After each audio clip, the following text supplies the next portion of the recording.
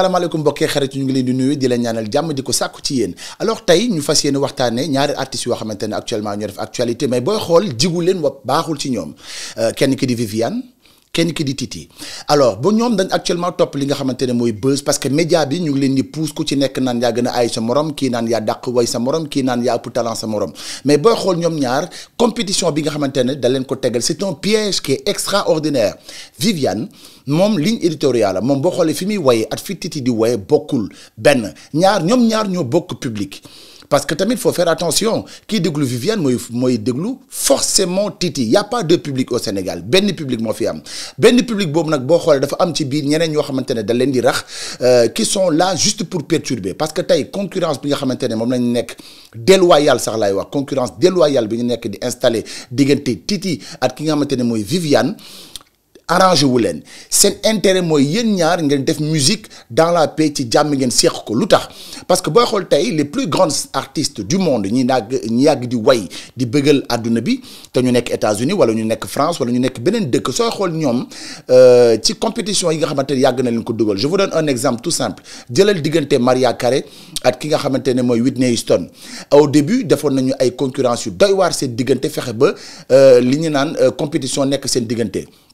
mais fan la ñu mujjee dañ dem ba comprendre ni c'est un système boo xamante ne ñoom bu ñu ci toppee ku ci nekk sa carrière ci suuf nga jëm parce que benn public moo am y en a pas deux y a pas deux populations benn population moo am tey ki nga xamante ne moom mooy dem soirée Viviane moom mooy dem soirée Titi après ce sont les mêmes ñooy commenter ñooy envoyer message ñooy ñëw ne Viviane écoute voilà Titi lii wala ñëw bind ci mur Titi na ko way Viviane la gën a aay malheureusement public kenn du ko topp donc Viviane il faut nga xam ne public kenn du ko topp Titi yow tamit nga xamante ne public kenn du ko topp parce que seen intérêt yéen ñaar mooy bëggal jaam ñi mooy wéyal jaam yi soo koy xool sur le plan vestimentaire mais Viviane dafa am look boo xamante ne da ko liggéey pendant des années muy moom muy bu génnee ñu ne ok d'accord Viviane au-delà même du talent c'est une femme charismatique mën solu di sol ay robes yu cher et cetera bañ na ba nga xamante ne ay soirée pour bëggal ay fansam dafay jël ay valise def ci yére ñëw di ko def di ko maye xool fans bi nga xamante ne peut-être moo dàq fecc mu may ko wala ku dàq sañse mu may la ko loolu moom style am la d'accord kii nga xamante ne moom mooy Titi soo koy xool moom elle est dans la sobriété nag moom mooy ki nga xamante ne boo koy xool jiitulul li nga xamante ne mooy mode bi am na style am effectivement parce que créé na fi ay benn jaaro xam nga ay xeetu robam et cetera et tout ça là mais boo koy xool elle est beaucoup plus dans la sobriété que sous les paillettes wala sous les projecteurs parce que tout simplement moom li mu privilégié autant pour moi moom mooy sa voix Titi c'est une voix donc loolu nag boo koy xool tey sur le plan artistique ñoom ñaar bu ñuy way ngay xool ñu bëri Titi moo leen di gën a daaneel du ma ne Viviane du leen daaneel mais Titi moo leen di gën a daaneel booy xool techniquement boo tegee ñoom seen ay prédisposition yu ñu am da ngay gis ne Titi dafay am benn avantage boo xamante ne ci kaw Viviane mooy tout simplement yenn technicité yi nga xamante ne moom la Titi am di ko développer Viviane mënu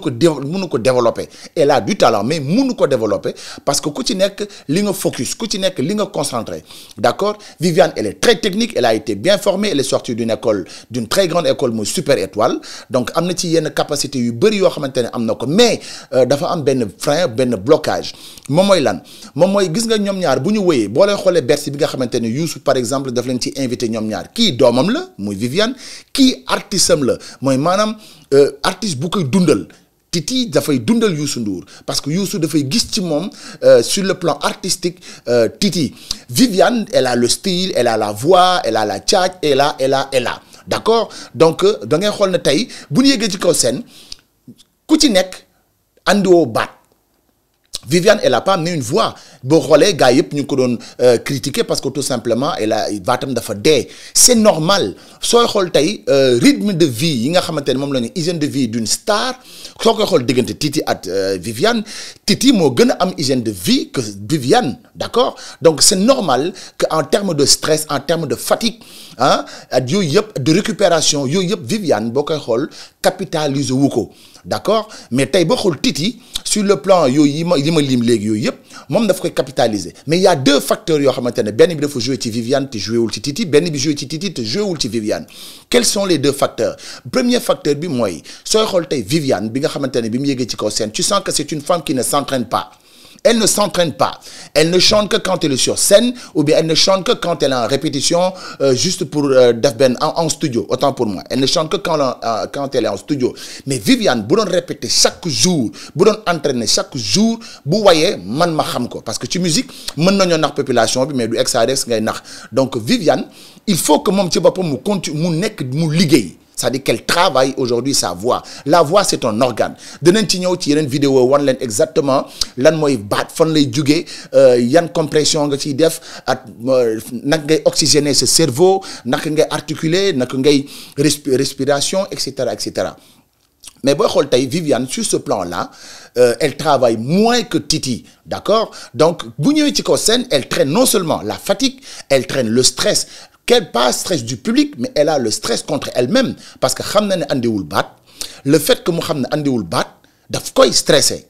d'accord? Et ça aussi ça peut l'empêcher à chanter, ça peut l'empêcher à sortir son talent. Donc loolu corde vocale yi mën nañu tëju. Donc fatigue bi muy àndaale ñàkk récupération ñàkk nelaw boole ci li stress aussi stress parce que day bañ yéeg ci kaw scène Youssou moom kuy yéeg ak moom kuy woy ak moom il faut nga yéeg. Parce que Youssou il chante beaucoup plus en majeur qu'en mineur donc naturellement ay musique am soo koy xool les phrases wala lignes yi soo koy xool c'est beaucoup plus les notes dominantes ce sont les notes en majeur soo koy xool donc Viviane tu es obligé à un moment donné de monter su ñu gisee ne nag sa baat dee na la orchestre yi mën nga xoolante seen biir ñu transvaser mélodie bi maanaam harmonie bi wàccee ko. D'accord ba nga xamante ne yow fi sa baat nekk dana la fa mën a fekk si bref yooyu ay détails techniques la donc Viviane handicap bi nga xamante ne tey mën na ko dalaat di ko dalaat moom mooy en termes de performance scénique il faut que mu liggéey il faut que muy dem salle il faut que muy nelaw lu bari il faut que muy noppal baatam c'est capital parce que du fenn sur scène on le sent et ça se voit donc Bercy da nga gis ne Viviane dafa ñëw traîner dafa ñëw yëg ci kaw scène bien sûr avec l'amour de chanter pour son papa ou pour son grand frère entre guillemets mais da nga gis ne la voix n'y était pas d'accord donc loolu Viviane bàyyi ci xel yow Titi tooy xool tey Viviane li nga xamante ne da ko traîner yow traîner wu ko mais par contre da nga ñëw fekk si Youssou et Youssou soo koy xool à chaque fois Titi Mbaye Dieye Faye mu loolu yëpp chaque fois boo yéegee ci kaw scène Youssou du bëgg nga way ko daf lay bëgg yóbbu tout le temps ci wayalal public bi chante pour le public montre ta voix donne de la voix mais bon quand on est omnibulé par Youssou Ndour effectivement on a tout le temps envie de chanter pour Youssou Ndour ou bien de chanter justement Youssou Ndour alors que c'est quelque chose boo xamante ne personnellement Youssou daf koy déranger parce que xam na ne mooy Youssou Ndour Ndeye Marie Sène mooy maamam ndi diw mooy papam et cetera xam na ko d'accord te yàgg nañ ko taggal ay maamam parce que il est né dans ça donc c'est un gars boo xamante ne nga way ko ça lui rapporte rien absolument rien et comme Bercy benn occasion la boo xamante ne tey du am tout le temps donc bu la invité dafay bëgg ñëw nga génne sa baat sooy xool tout le temps Mbaye Dieye Faye il rattrape la balle daf naan Titi ñëwal dañ koy jox benn morceau danaan ko wéyal ñu ci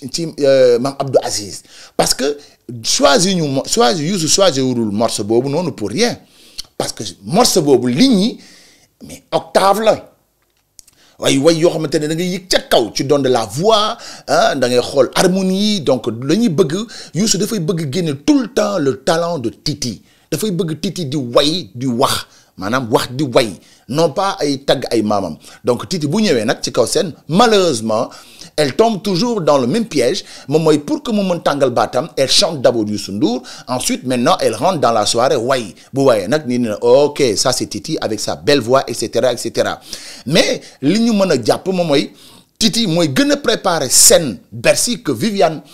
elle le prépare mais elle est trop dans le feeling parce que mine na Super Étoile mine na scène bi et cetera tandis que Titi elle en fait toujours un cheval de bataille xam na ne saa yu génnee Bercy bu wayee nit ñi après dañ koy dagg di ko dugal ci internet bi pendant 1 an donc Titi tamit ñëw na andi way mais boo koy xool stress dafa dugg pourquoi stress dugg parce que xam na ne Youssou Ndour mi ngi koy xaar fii ci kaw. D'accord baatam mi ngi fi mais tàngul